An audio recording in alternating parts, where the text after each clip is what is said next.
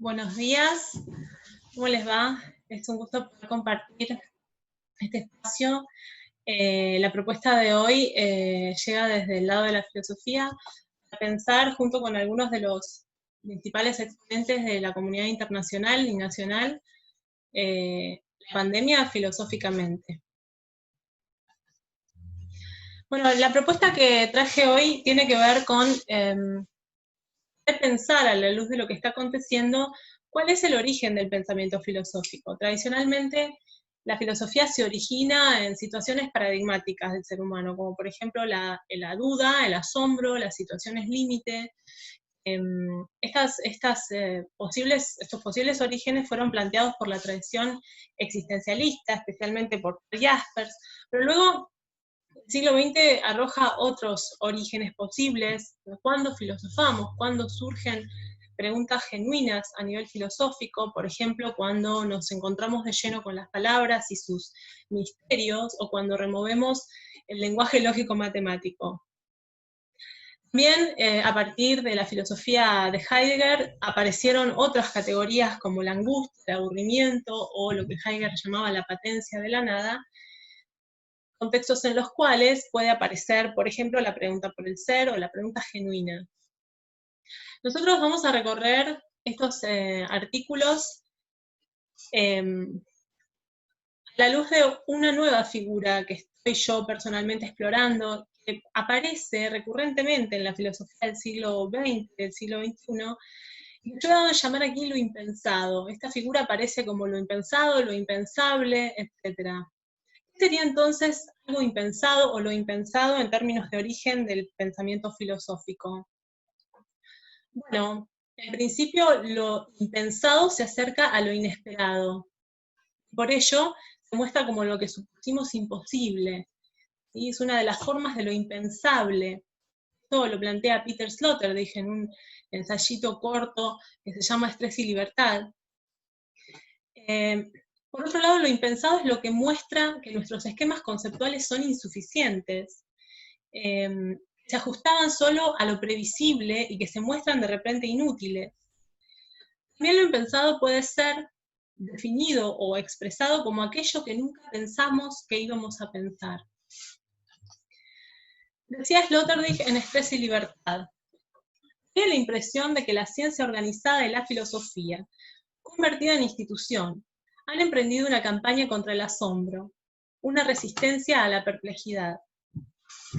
Esto vale, decía a continuación, sobre todo para las ciencias sociales. Según sus criterios internos, estas deben remitirse a un terreno absolutamente libre de asombro.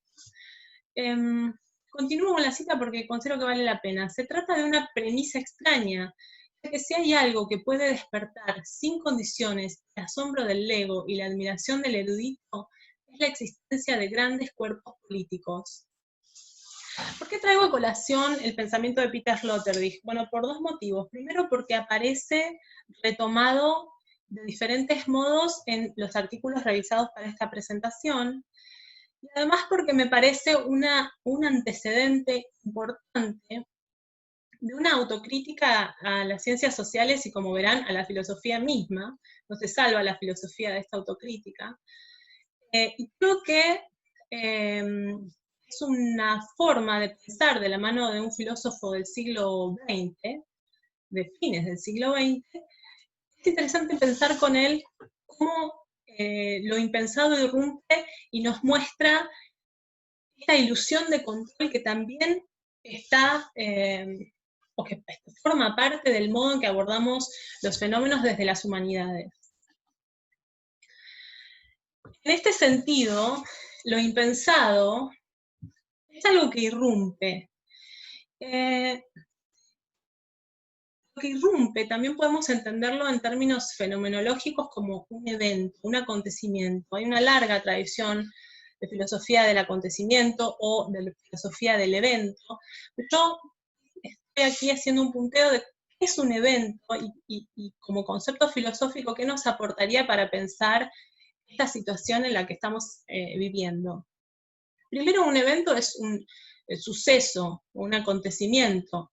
Lo interesante de pensar el evento tiene que ver con que su sentido no está totalmente instituido por un sujeto. Lo eventual deja un margen de opacidad. Esto también es una manera de reposicionarnos como pensadores. No todo es un sentido constituido o instituido por un sujeto instaurador de sentido, un sujeto pensante, una subjetividad dada, que siempre es humana, de aclarar. Por otro lado, lo eventual o el evento puede pensarse como algo imposible que sucede a pesar de todo. Oksala, que es una filósofa finlandesa muy interesante, rescata de la tradición fenomenológica la idea de que lo eventual es algo que sucede en el mundo, pero al mismo tiempo un nuevo mundo se abre a través de su acontecer. También lo eventual o un evento en sentido filosófico puede pensarse como un momento crítico de la temporalidad. Esto tiene que ver también con una larga tradición filosófica y con un problema profundo, que es el problema del tiempo. Sin embargo, hoy nos sirve para pensar cómo la pandemia, entendida como evento o como una irrupción, contiene ella misma una contradicción en tanto evento, entre dos modos de concebir la temporalidad. Por lo menos dos modos, ¿no? De modo tal que este es el otro sentido temporal de lo eventual. Por otro lado, voy al último punto. Pensar el evento nos permite también salir de este hábito de pensar lo invariable. En ese sentido, podemos decir que la filosofía del evento nos coloca en el lugar de la incertidumbre desde la ciencia. No nos despojamos necesariamente, hacemos una reducción de las categorías de las que disponemos o aquellas categorías a las que estamos acostumbrados a recurrir para pensar. Frente a lo eventual que irrumpe, lo impensado que irrumpe, podemos recolocarnos en el ámbito de la contingencia y la incertidumbre. La propuesta es pensar la pandemia como un evento en términos filosóficos. Y en este sentido vamos a recorrer algunos artículos, ahora les voy a contar cuáles son. Buscando ejemplos de este ejercicio, lo que encontramos en prácticamente todos es esta tendencia a mostrar cómo irrumpe la pandemia en un campo de sentido, en un mundo simbólico determinado, pero también qué demuestra la pandemia en tanto hecho consumado. Entonces, vamos a pensar a la pandemia como un evento que irrumpe y también demuestra.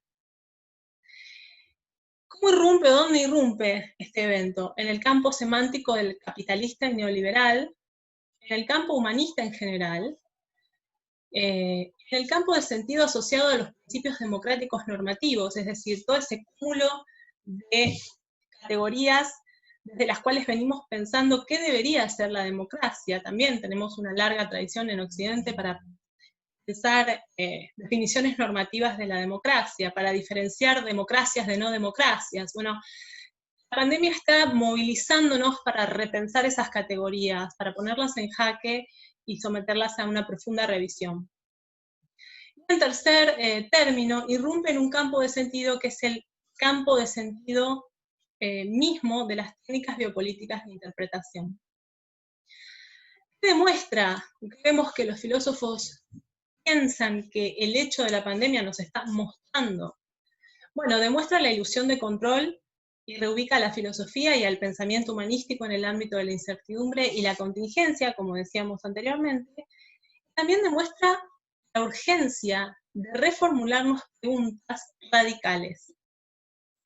Es decir, volvemos a este tema, nos muestra cómo veníamos pensando y cómo tenemos la tendencia a pensar desde categorías ya pensadas, en lugar de intentarnos a reelaborar profundamente las categorías que ya se presentan como caducas. Bueno, la idea de esta charla es sistematizar mínimamente una proliferación de artículos filosóficos muy interesantes que están gratamente disponibles gratuitamente online. Por eso toda la bibliografía que yo voy a revisar la puedo hacer disponible luego y ustedes en gran parte poniendo en el buscador alguna expresión como sopa de Wuhan, que es el título de una de las publicaciones, lo pueden encontrar fácilmente y descargarlo gratuitamente. Yo puedo ayudarlos en eso también luego de la charla, así que ¿a quiénes vamos a quiénes leímos y a quiénes estoy trayendo yo en esta charla para pensar estas cuestiones? Bueno, en Europa, a Agamben, a Jean-Luc Nancy, Slavoj Žižek, Srećko Horvat, en Croacia, Liu Chang-han, que es un filósofo muy difundido, muy debatible también, que es surcoreano, Marcus Gabriel, que es un joven filósofo alemán, Franco Bifo Berardi, que es un filósofo italiano al que he tenido el gusto de conocer gracias a esta exploración, y a Paul Preciado, que es un pensador transgénero de origen español.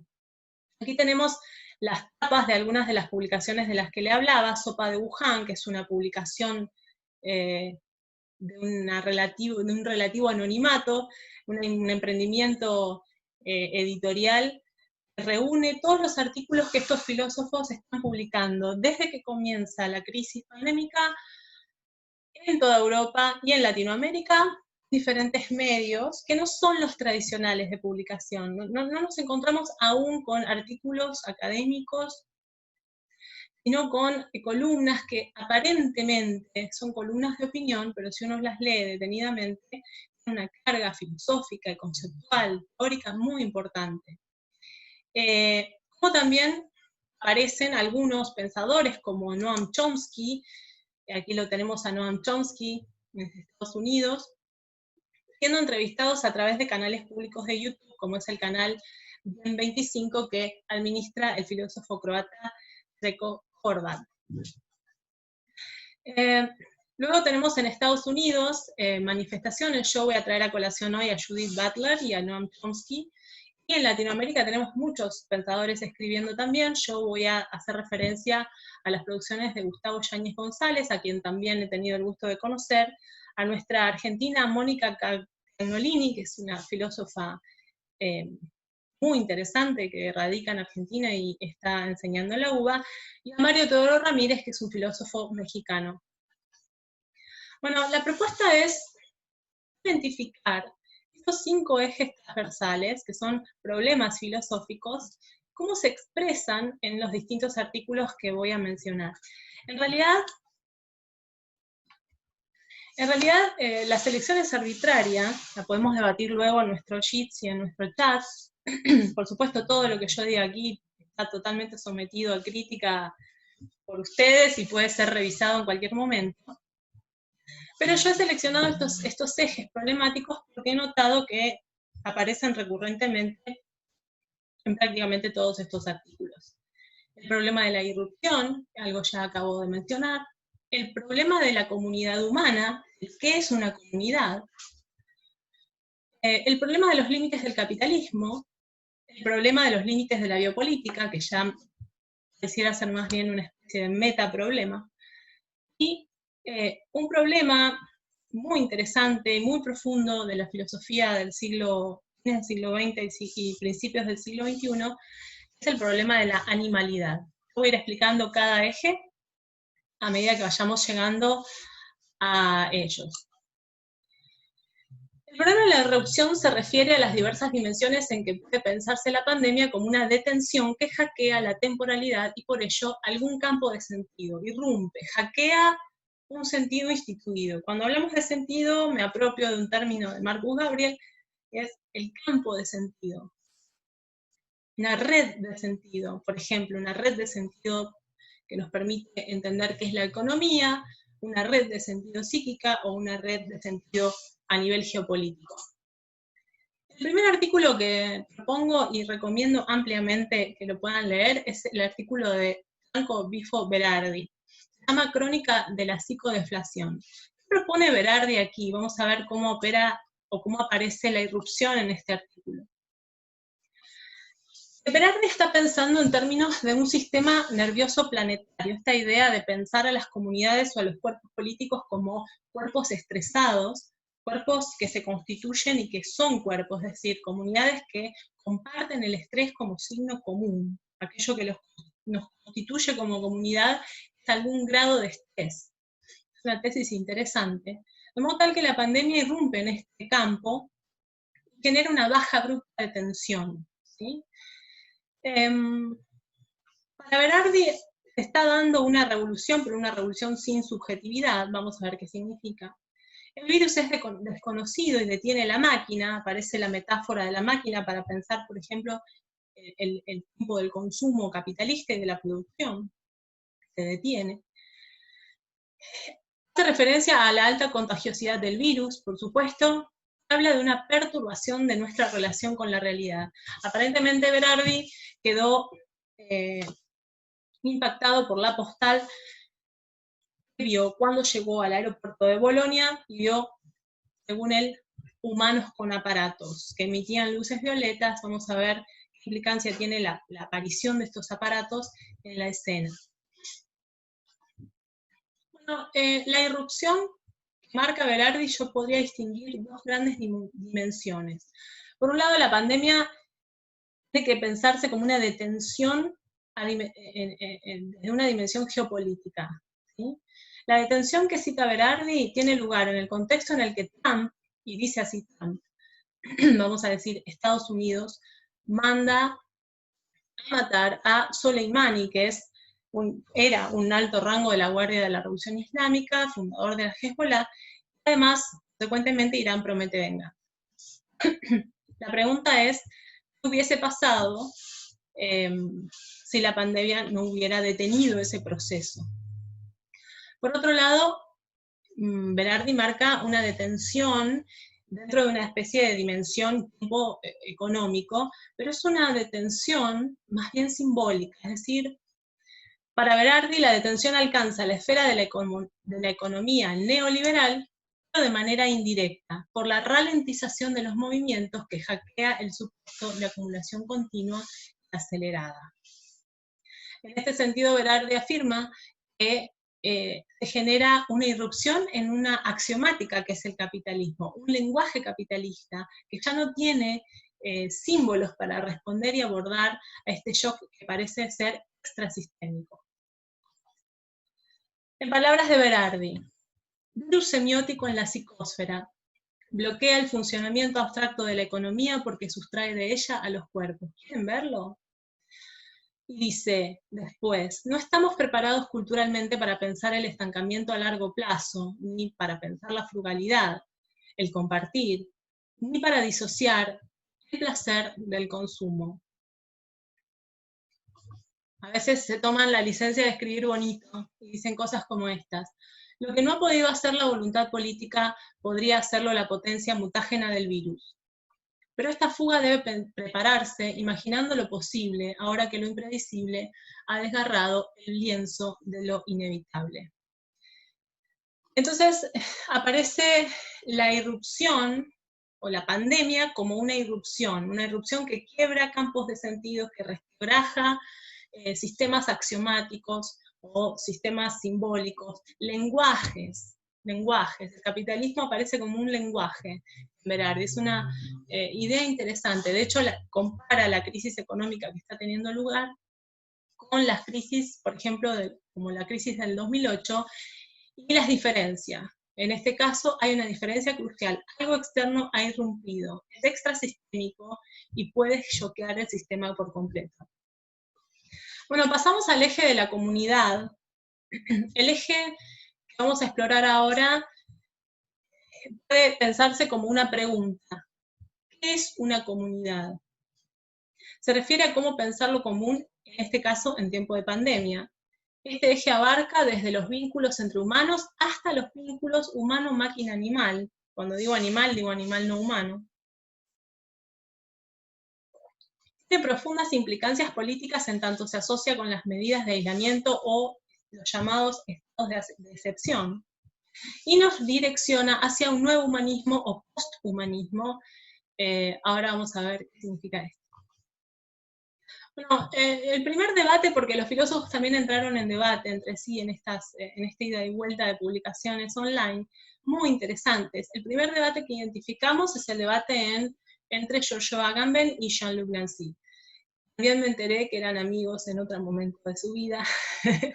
Aquí, Agamben es uno de los primeros filósofos en pronunciarse, lo deben haber escuchado, sumamente criticado, pero si lo leemos con detenimiento, puede dejarnos algún tipo de ideas interesantes, no tan improvisadas como parecen.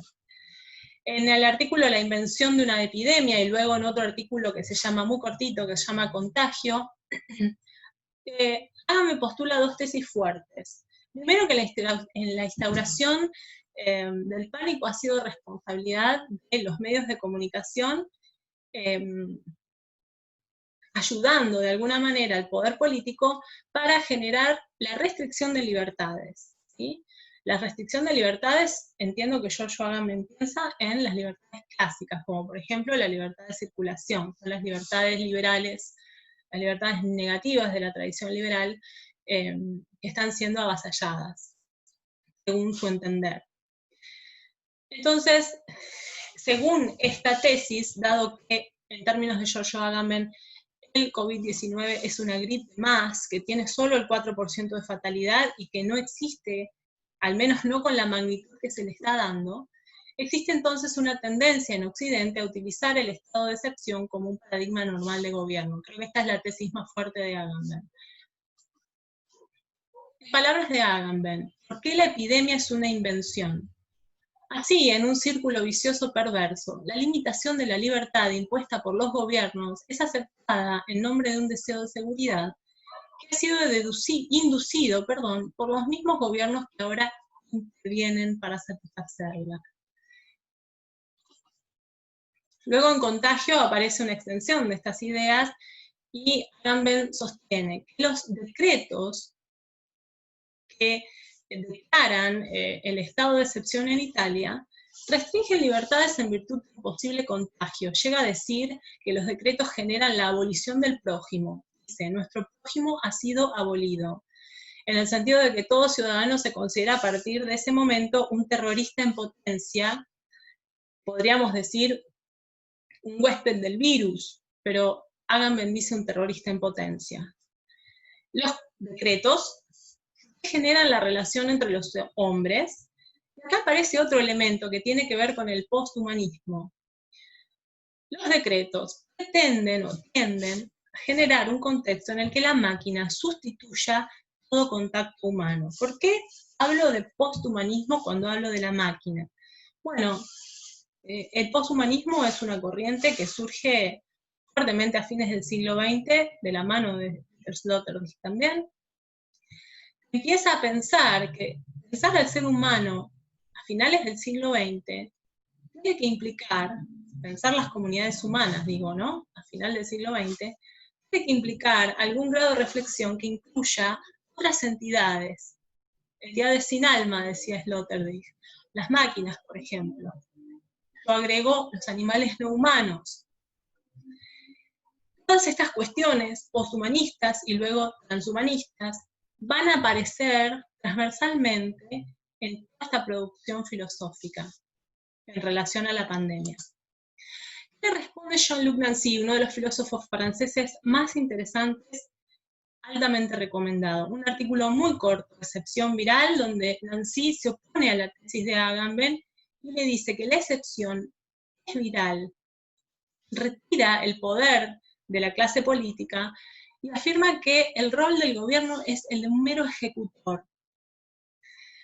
Es interesante pensar cómo Jean-Luc Nancy abre la puerta para pensar al estado de excepción no como lo opuesto a la democracia, sino como un estado de excepción necesario en algún punto, o una medida casi solidaria, si quisiéramos llevar el argumento al límite, en virtud de una excepción, que es la circulación de un virus de altísima contagiosidad. Aquí aparece de nuevo la alta contagiosidad del virus.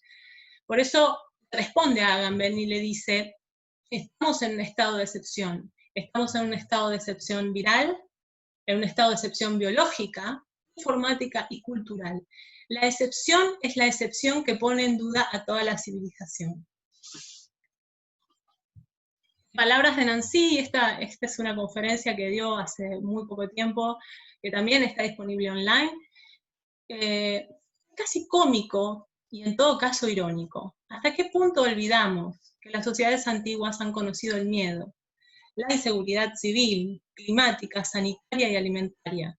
El miedo tenía otros nombres, dice Nancy. ¿Por qué digo esto?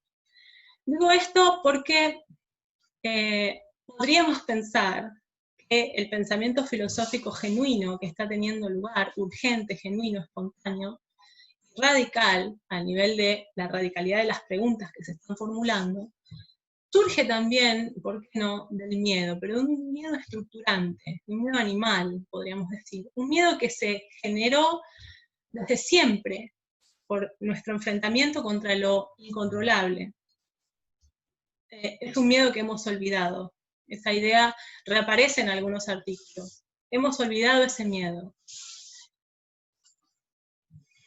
Bien, ¿quién más está pensando en la comunidad humana, en cómo repensar la comunidad humana a partir de la pandemia? Byung-Chul Han. No les garantizo que esté pronunciándolo correctamente. El artículo de Han se llama Emergencia viral y el mundo de mañana. Por momentos pareciera un tratado de ciencia ficción o un ejercicio de futurología. Sin embargo, es la reflexión de un filósofo avesado, y cuando uno relee, los argumentos que postula son bastante contundentes, especialmente porque él tiene una procedencia oriental y sabe de lo que está hablando, además de que reside en Alemania. Bueno, la tesis de Han es que Europa está fracasando en el control de la pandemia, a diferencia de Oriente.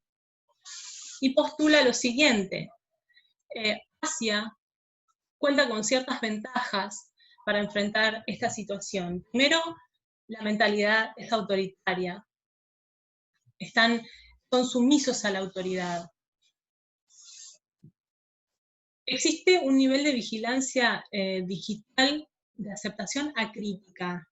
Nadie cuestiona que el Estado puede vigilarme continuamente. Además, esa vigilancia se lleva adelante a través del procesamiento de Big Data, es decir, de una masiva cantidad de datos que se obtienen a través de distintos dispositivos inteligentes y algoritmos sofisticados. Entonces, tenemos una comunidad en China especialmente que está atravesada por la máquina, atravesada completamente. En cambio, el modelo europeo neoliberal cuenta, dice Han, tal vez no figura aquí, con la idea de la protección de datos, cuestión que en China no se discute, en cambio en Europa y en Occidente en general sí. Y además han decidido, dice Han, retornar a los estados de excepción que recuerdan las soberanías modernas. Y además, un retorno al modelo inmunológico al que Han asocia también con la filosofía moderna, esta idea de que el Estado es un Estado nacional. Esta idea de que los Estados nacionales son una reacción exagerada, o como dice Han, desesperada por sostener soberanía en una situación como esta, reaparece en diferentes autores y se somete a crítica también. ¿Realmente necesitamos fronteras tan cerradas en una situación como esta? ¿Realmente los estados nacionales deben seguir existiendo tal y como los conocemos? Es una pregunta que se abre a partir de varios artículos sobre esta situación. Citamos a Han. En China es posible esta vigilancia social porque se produce un irrestricto intercambio de datos entre los proveedores de Internet y de telefonía móvil y las autoridades. Prácticamente no existe la protección de datos. En el vocabulario de los chinos no aparece el término esfera privada. Luego cuenta, en esta segunda cita, que se las dejo para que lean ustedes, una situación enteramente posible en China, que un dron aparezca y te mande a tu casa de vuelta si violaste la cuarentena, en cualquier lugar de China.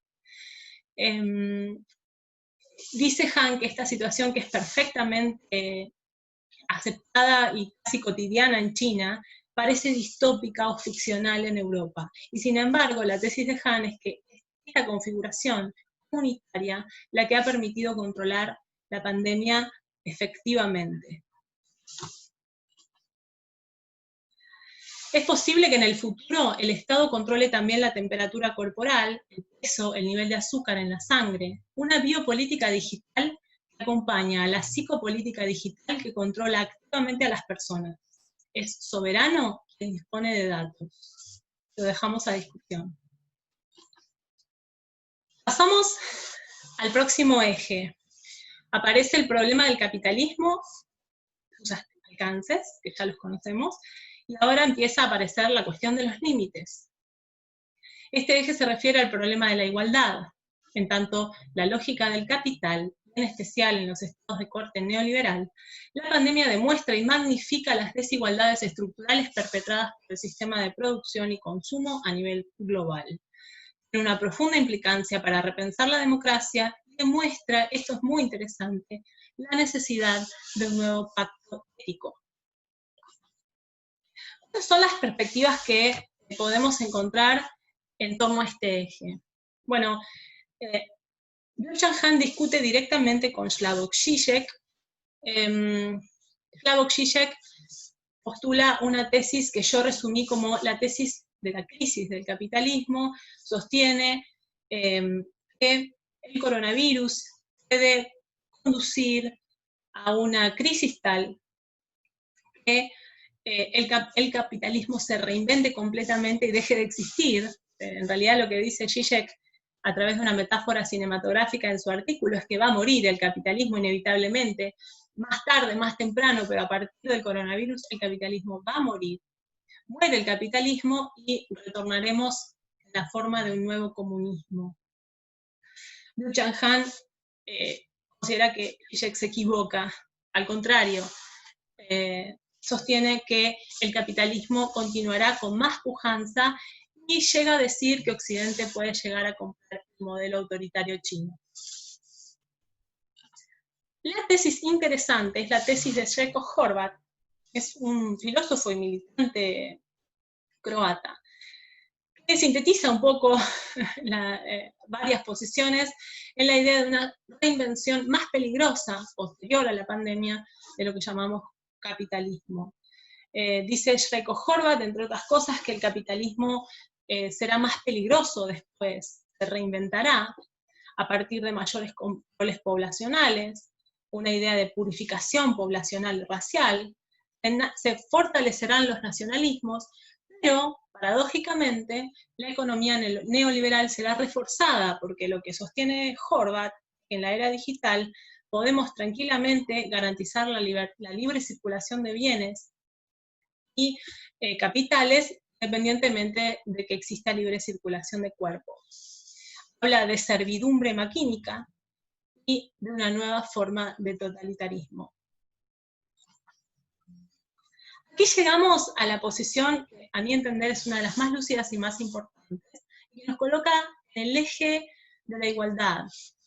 Cuenta Judith Butler en su artículo El capitalismo tiene sus límites, que Donald Trump quiere comprar la licencia de la vacuna a Alemania. Alemania, entre otros países, están desesperadamente buscando una vacuna.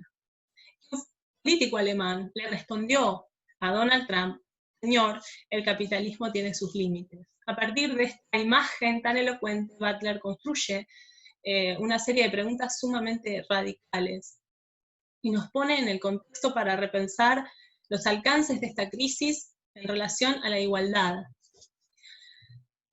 Aparece de nuevo la figura de la irrupción y la detención en el contexto político de la carrera presidencial entre demócratas y republicanos en Estados Unidos. La búsqueda de la vacuna es un factor fundamental, y el hecho de que el virus no discrimina también.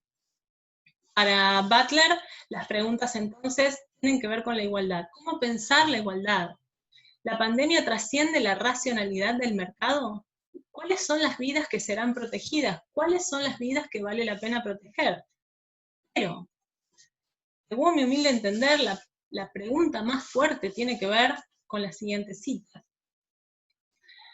Pensando en lo que Trump estaba pensando cuando propuso comprar la licencia para tal vez imaginar una vacuna estadounidense, ¿imagina que la mayoría de la gente piensa que es el mercado quien debería decidir cómo se desarrolla y distribuye la vacuna? Y luego dice, el virus por sí solo no discrimina, pero los humanos seguramente lo hacemos, modelados como estamos por los poderes entrelazados del nacionalismo, el racismo, la xenofobia y el capitalismo. Vale aclarar aquí que leí el artículo de Judith Butler y la escuché también en sus últimas conferencias online, antes de haber visto las escenas de saqueo que están teniendo lugar a propósito de la muerte de Floyd en Estados Unidos. Pasamos entonces a otro de los filósofos que piensan los límites del capitalismo y que se sitúan desde Alemania. Marcus Gabriel es alemán, desde un lugar profundamente crítico del sistema neoliberal alemán.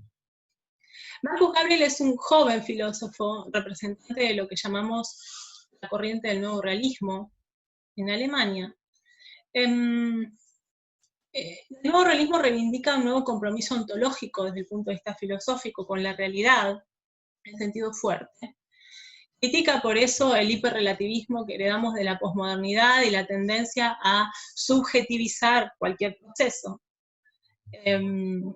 Por supuesto, reivindica la idea de algún grado de objetividad en la filosofía como algo posible. Y una de sus tesis más paradójicas y choqueantes es que el mundo no existe. Podemos luego revisar en la charla qué significa esto. Dice Gabriel a propósito de la pandemia en este contexto. Primero afirma que nada nuevo hay. Jean-Luc Nancy dijo lo mismo en la conferencia del otro día, nada innovador hay en esta crisis. Dice que el orden mundial de la pandemia no es letal ahora, era letal antes. La pandemia, que del griego es pan, todo, demos, pueblo, no nos habla de todos los que formamos parte de un Estado nacional, nos habla de todos los seres humanos. De modo tal que la cuestión de la igualdad que se pone de manifiesto a partir de la pandemia tiene que ver con la humanidad toda. Además, demuestra un problema metafísico no resuelto, que atañe también a las disquisiciones científicas, y plantea, también de la mano de Peter Sloterdijk, que necesitamos urgentemente una nueva ilustración, yo lo entiendo como un nuevo pacto ético, democrático, transnacional. Entre otras cosas, afirma Gabriel que necesitamos movernos hacia un coinmunismo, y en este sentido discute con Zizek, entiendo yo. No vamos hacia un comunismo, no podemos ir hacia un comunismo, en todo caso tenemos que ir hacia un coinmunismo. Y una de las tesis más fuertes de Gabriel, me parece a mí, es que propone despojarnos de la idea de esta plena confianza en el conocimiento científico, como si el conocimiento científico por sí solo pudiese llevarnos a un progreso moral. Por eso mismo considera que las instancias de decisión que vienen de ahora en adelante, así como lo estaba planteando Butler también, son de un profundo sesgo ético. Llegamos a los límites de la biopolítica. Este eje, siempre yo voy avanzando siempre teniendo en cuenta que luego vamos a tener un espacio para conversar. Este eje tiene que ver con el eje anterior y se refiere a cómo la cuestión del poder parece estar, o el poder mismo, como este gran monstruo del que hablaba Foucault, parece estar redireccionándose más allá de los alcances de la matriz biopolítica interpretativa, ¿no? La matriz interpretativa de la biopolítica clásica, desde las cuales venimos pensando el poder. Aparece la idea de un nuevo poder sobre la vida, atravesado por lo tecnológico y lo digital, una especie de biotecnopoder, pero además este bio que aparece aquí no es solamente el bio de vida, sino también el bio de la biotecnología. Aquí otro artículo crucial que recomiendo ampliamente que puedan leer, de Paul Preciado. Paul Preciado retoma la idea de que hay una metáfora inmunológica que tiene que ver con el nosotros y el ustedes. Las comunidades en Occidente seguimos pensándolas desde esta matriz teórica que fue propuesta, entre otros, por Espósito, y sostiene que tenemos que superarla.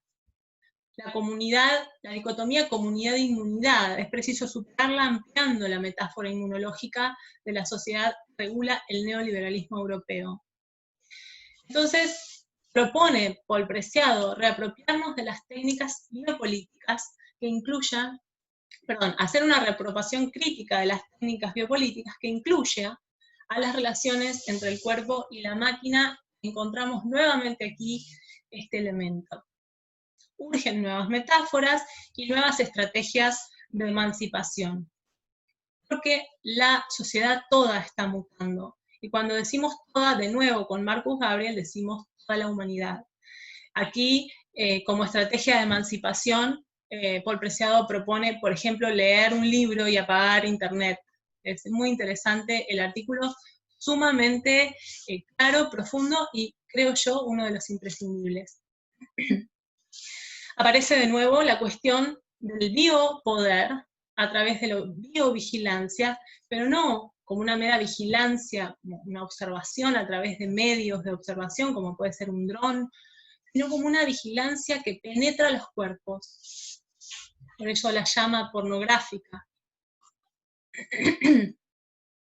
Y dice, hoy estamos pasando de una sociedad escrita a una sociedad ciberoral, de una sociedad orgánica a una sociedad digital, de una economía industrial a una economía inmaterial, de una forma de control disciplinario y arquitectónico a formas de control microprostéticas, mediático-cibernética.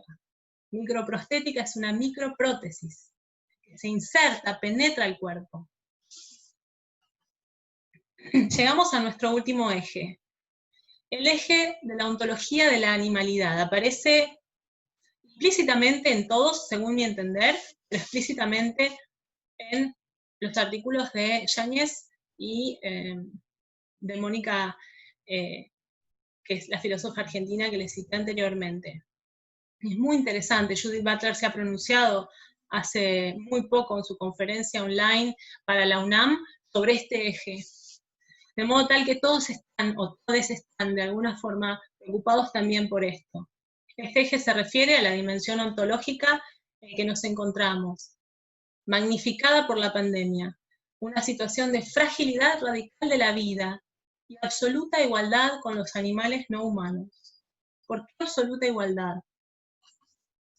Gustavo Yáñez González nos da una pista y nos dice que la génesis del virus delata esta fragilidad, pero además delata, nos recuerda esta absoluta igualdad con los demás seres vivos, mirá lo que digo, demás seres vivos, los seres vivos no humanos.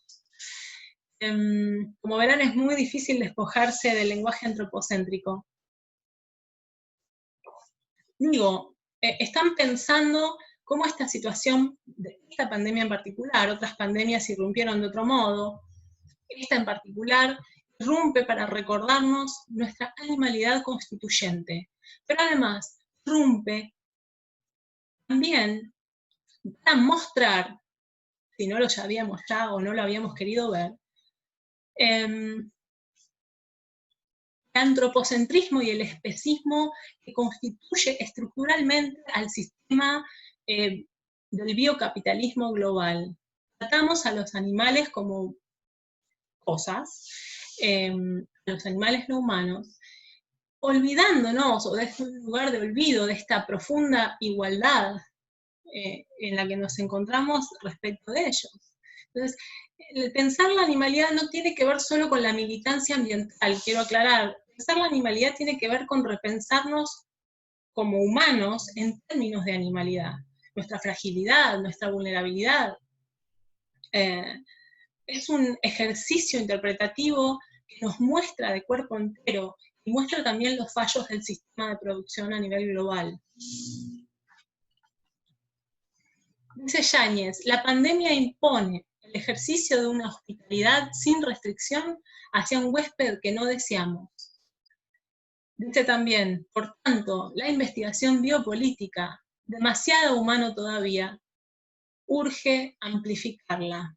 Fíjense que aquí también aparecen marcados algunos límites de la matriz biopolítica, entendiendo que bio también debe, hoy por hoy, abarcar vida no humana.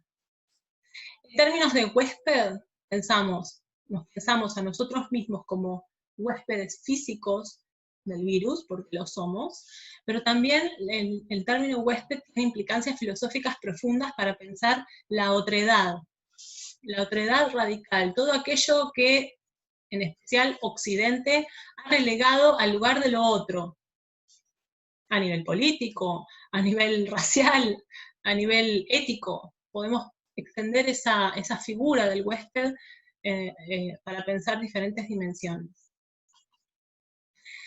Mónica Cragnolini retoma la metáfora de la guerra que ha aparecido últimamente y la reconstituye y nos recuerda qué significa, ¿no? De alguna manera, el existente humano se ha colocado en relación a la así llamada naturaleza en términos de una ontología de la guerra. La idea moderna de saber es poder implicó el dominio de la Tierra toda, como objeto disponible, como recurso. El planeta es esa gran estación de servicio que caracteriza a Heidegger. Mónica Cragnolini se está refiriendo al emblemático artículo de Heidegger, La pregunta por la técnica. La idea de guerra, dice, asegura en tiempos de incertidumbre, señala quién es el enemigo, de qué lado nos ubicamos y con qué medios y estrategias contamos para hacerle frente. Creo yo que la figura del uso masivo de mascarillas ilustra cabalmente este miedo a lo otro, más allá de que es muy útil. Estamos pensando filosóficamente, como signo de un momento. Bueno, llegamos a las conclusiones que son preliminares, como ustedes sabrán, debatibles, cuestionables y repensables.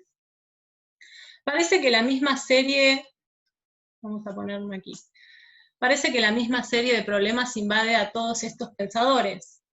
Podríamos intentar reducir esa serie a una sola pregunta. ¿Seremos capaces de mutar o permaneceremos al resguardo de la seguridad que nos hemos fabricado? Resulta tal vez insuficiente, pero toda pregunta es infinita. En principio.